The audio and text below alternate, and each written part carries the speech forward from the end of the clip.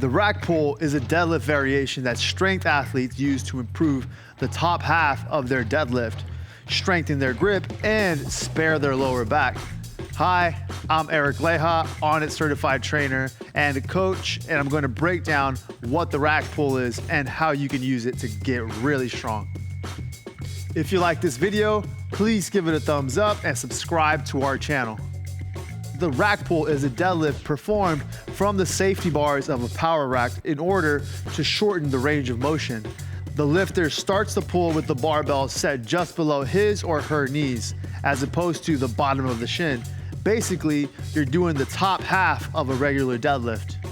Because the range of motion is shorter and you begin the lift in a stronger position, you're able to use heavier weight than you could deadlifting from the floor. Rack pulls therefore let you acclimate to handling more weight, and they train you to extend your hips more powerfully, strengthening the lockout portion of your deadlift. If you have a sticking point in your normal deadlift, that is, trouble getting the weight over your knees and to lockout, rack pulls can be beneficial. Using heavier than normal weights can also build up your grip, and that can translate to stronger deadlifts from the floor as well. Additionally, the rack pull can be a friend to folks with an achy lower back, as the shorter range of motion allows you to stay more upright and takes some pressure off your lumbar region versus the more bent over position of a conventional deadlift. If you're trying to train around a back injury, you could use the rack pull in place of a deadlift for a while. This would allow you to train the same basic movement pattern and muscles, but with less risk of further injury. Step 1, set the safety bars of a power rack to just below knee level. The barbell should sit just below your knees when laid across the bars. Step 2, stand behind the barbell with your shins touching it and your feet about hip width apart. Tuck your chin and push your hips back until you feel a stretch in your hamstrings and you can reach the barbell. Think long spine from your head to your tailbone. Grip the bar firmly with your hands placed right outside of your knees. If you perform a conventional deadlift regularly, you know that the setup is really the same. Step 3, take a big breath into your belly and contract your abdominal muscles. Step 4, keeping your spine long and your core braced, pull the barbell off the safety bars, driving your hips forward until they're locked out and you're standing tall. Squeeze your butt at the top of the rep. Now, lower the bar back to the safety bars by reversing the motion. Don't just let it crash down. Mistake number 1, using different form than your deadlift during the exercise. All right, some people try to squat the bar up, all right, staying upright and putting more emphasis on the quads, all right? We're trying to strengthen that deadlift, so you wanna use that similar form by driving the hips back, staying shoulders over the bar and really lighting up the hamstrings and the glutes. Strong lockout at the top. Keep that bar tight to your body. Hinge at the hips. All right, try not to squat. Mistake number 2, try not to be too upright, all right? It's not a squat. We're trying to put more emphasis on the posterior, the hamstrings and the glutes. We're trying to keep your shoulders above the bar. That'll ensure that you're maintaining a strong hinge position. All right, really light up those hamstrings, drive those hips back, and maintain tension. Or some people also try to shrug the bar up. All right, don't do this. Keep those shoulders back and down. Keep a proud chest. Focus on using your lower half. All right, really light up the glutes, the hamstrings, shoulders back and down. Nice, proud chest. Mistake number 2, using the wrong weight. All right, we're trying to focus on going heavy. All right, so you don't wanna go too light. Obviously, for video demonstration purposes, I'm using lighter weight, but normally I would try to use anywhere from 100 to 110% of my 1 rep max on the deadlift, all right? Do that for 1 to 3 reps on your sets. All right, so you wanna go heavy because we're trying to strengthen that 1 rep max deadlift. So again, 110 or 100 to 110% of your 1 rep deadlift max. And also make sure you don't go too heavy because you don't want to hurt your lower back, especially as this might be a new exercise for most of you. You want to start with heavy weight, but not too heavy. You want to protect that low back. Mistake number 3, not creating enough tension. All right, make sure you light up that upper back, keep those shoulders back and down, keep a proud chest, big deep belly breath, brace your core around that breath, maintain that brace, light up the hamstrings, and at the bottom of the rep, I like to pull the slack out of the bar. All right, you don't want to have it loose, and then as you start that pull, you'll run into the plates. All right, you want to hear that click. All right, and that way you're maintaining tension in the bar. Break the bar. Think about breaking it in half. That'll help engage your lats and really tighten up that upper body. Hips back, light up the hamstrings, feel that stretch, maintain tension, full lockout at the top, and as you come down back to the rack, don't bounce. All right, I like to pause for a second there, reset, or try to maintain tension before I hit that second or third rep. All right, don't bounce, maintain tension throughout the lift. Don't let that bar drift forward. Keep it tight to your legs, tight to your body. All right, pull those shoulders back and down, hips back. Start with that bar right in front or below the knees. Stand tall. And then as you lower it back down, I even like to think I'm grazing the thighs until I really hinge back, get them out of the way, and keep that bar in front of the knees. You don't want to go out here. All right, the further you're away from your body, the more at risk you put that lower back. All right, the closer you keep it to your body, the closer it is to your center of mass, the stronger you'll be at protecting your low back. So keep it tight. Don't let that bar drift forward. The primary movers in the rack pull are the glutes and hamstrings. Secondarily, the traps, spine erectors or the lower back, forearms, and your core will work hard.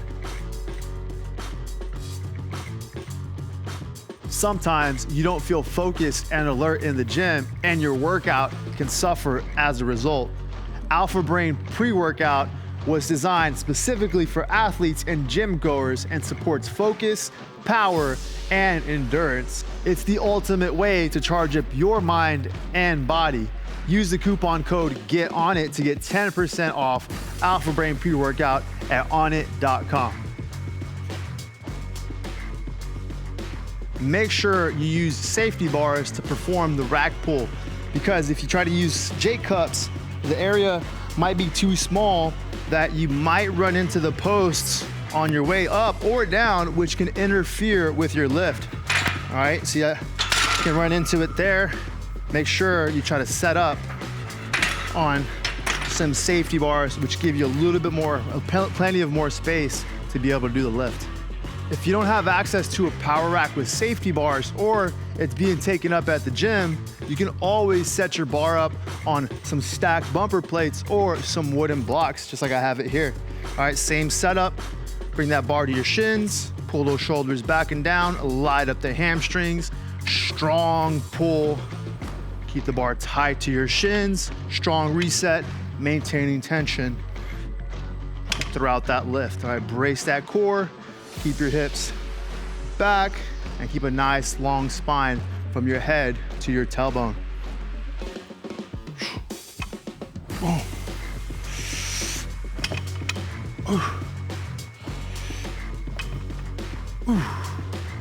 These are some exercises that I like to use before I hit rack pulls to help prime my body for the pulls ahead. All right, first off, I like to start standing with a body weight hinge. What that means is I'm gonna stand nice and tall with my feet about hip distance apart in the same position that I would start my rack pulls from.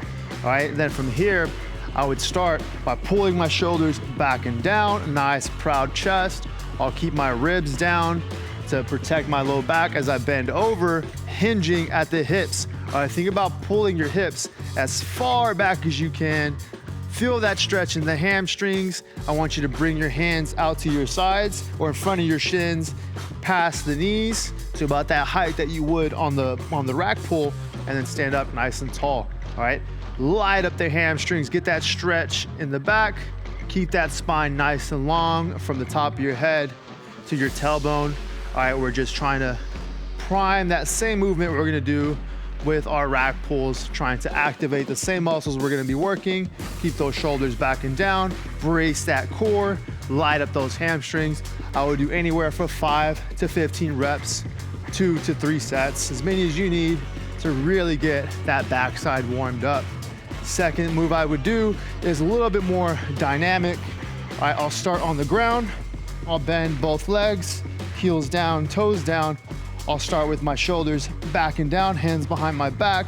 Nice long spine from my tailbone to my head. I'll take one hand off the ground and I'll extend the hips. All right, I'll try to keep those hips square, try not to rotate, drive the knees apart, squeeze the glutes, flex those hamstrings, and then I'm gonna reach across my body perpendicular to my spine, opening up that upper and middle back, all right, that thoracic spine. All right, so square up the hips, open up that middle and upper back, sit, keep the hips off the ground, and alternate sides. You can spend as much time as you want in this position here, really opening up that back, squeezing those glutes. I would usually go here for 3 to 5 reps each side. Again, those two moves, I like to do them back to back for 2 to 3 sets. The rack pull has 2 main limitations. It can damage the equipment you're using, the barbell and power rack, and it can be difficult to set up when the gym is crowded. Good luck getting a free rack at 6 p.m. on a weekday. Try these 2 variations to reap benefits similar to rack pulls. You can do them when a rack isn't available or sub them into your program for 4 to 6 weeks for variety's sake.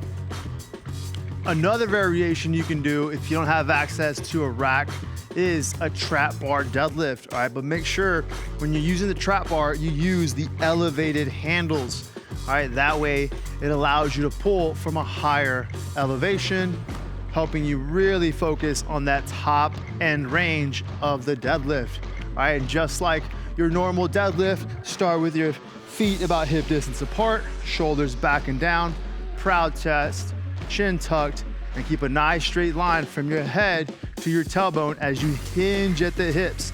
Light up those hamstrings, create tension, and then stand tall, squeeze the glutes at the top, hinge at the hips, maintain tension, don't bounce.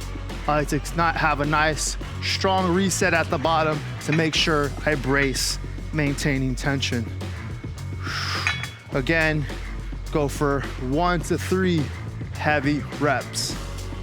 Another variation you can do if you don't have a rack is using a band for a banded deadlift, right? This is gonna add resistance at the top of the rep because as you pull the bar off the floor, the band stretches, increases resistance at the top, helping strengthen the top of your hip lockout or the top end range of your deadlift, similar to the power rack. All right, I like to take the band, fold it in half like a hot dog, drape it over the bar, then I'll stand over the band with both feet at about hip distance apart and set up just like I would a normal deadlift. Shoulders back and down, boom, engage those lats, tuck that chin, brace that core, keep those ribs down, hinge at the hips, bring the bar to my shins, keep those shoulders back and down, and then I'll light up the hamstrings and a nice strong pull, really getting ready for that increased resistance in that top end range. All right, so be ready for that. It'll get harder at the top. Be ready to really have a strong hip lockout at the top. Keep that bar tight to your body, graze the shins, graze the thighs on the way down, light up the hamstrings, keep those hips back, keep your shoulders over the bar. Doing the rack pull with a sumo deadlift technique will allow you to train other muscles that will aid in building your conventional deadlift, such as the adductors or the inner thighs. Of course, if you do your deadlift sumo style rather than conventional, the carryover to your sumo deadlift is obvious.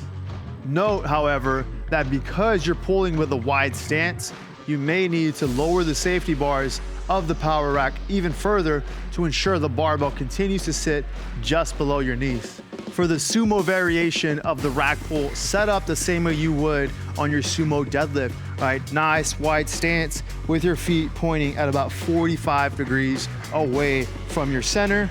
Nice wide stance, outside hip distance apart. Hinge at the hips, drive those knees apart.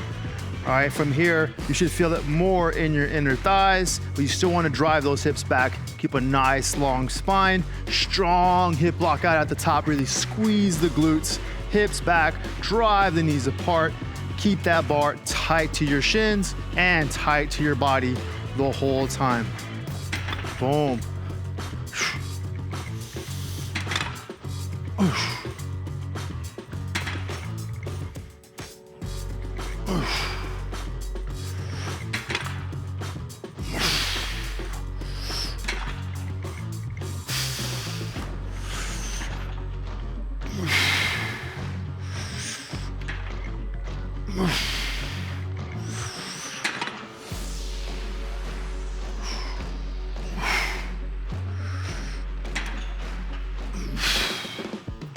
Anyone can perform rack pulls, but whether you should or not depends on your goals. Strength athletes, power lifters, and strongmen, or anyone looking to increase their 1-rep maxes on deadlift variations will benefit the most from including the rack pulls in their programs.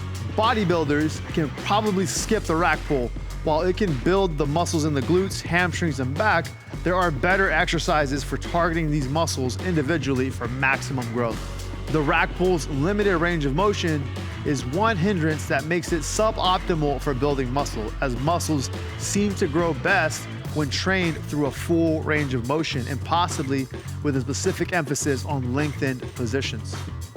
Do rack pulls first in your workout when you're fresh.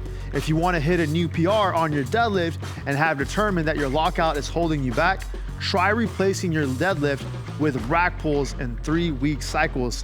We'll tell you more about how to do that in the article on our website. Thanks for watching. If you like this video, please give us a thumbs up and subscribe to our channel for more. And like I said, for an article guide to the rack pull, check out the link in the description below.